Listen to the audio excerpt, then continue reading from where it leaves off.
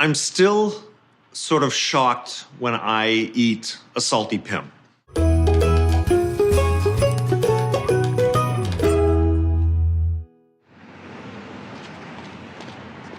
Big Gay Ice Cream started back in 2009 just as a sort of a lark. We didn't set out to build an ice cream business. I wanted to do something fun one summer, and an ice cream truck presented itself to me through a friend. So I became an ice cream trucker. Brian and I met back in 2006, and our first date was at Barnes & Noble. In 2009, we started Big Gay Ice Cream Truck. Now we have 2 shops, and we're about to open one in Los Angeles as well. My background was playing the bassoon. I moved to New York to go to Manhattan School of Music and then played in different freelance classical groups here and in Boston. Rather than call it Doug's Big Ice Cream Truck or Doug and Brian's whatever, I just called it the Big Gay Ice Cream Truck because the whole thing seemed kind of gay. You know, it was a middle-aged guy in an ice cream truck that was going to sell high-end toppings in the streets of New York.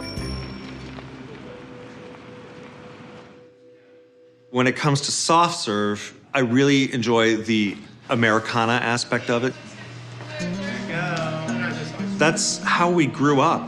We had soft serve in the summers. I got vanilla with rainbow sprinkles. It's a goblet. It's very good. Recommend it.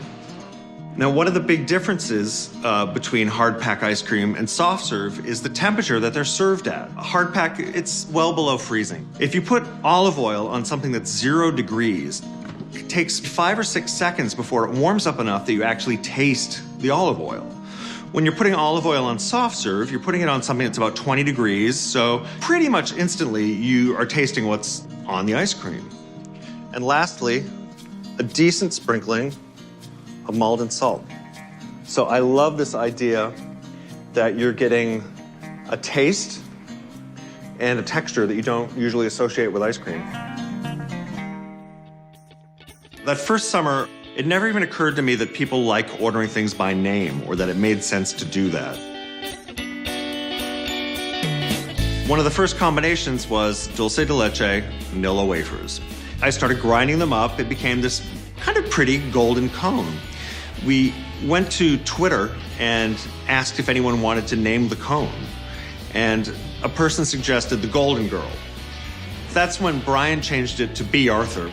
And the reason we went with B of the Golden Girls was because her will had just been read. And she left more than $250,000 to Ali Forney Center, which is an LGBT shelter for homeless teens. So we named a cone after her.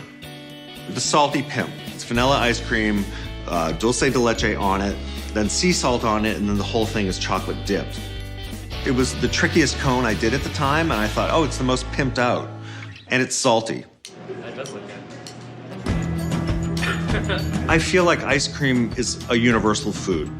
You don't need teeth to eat ice cream.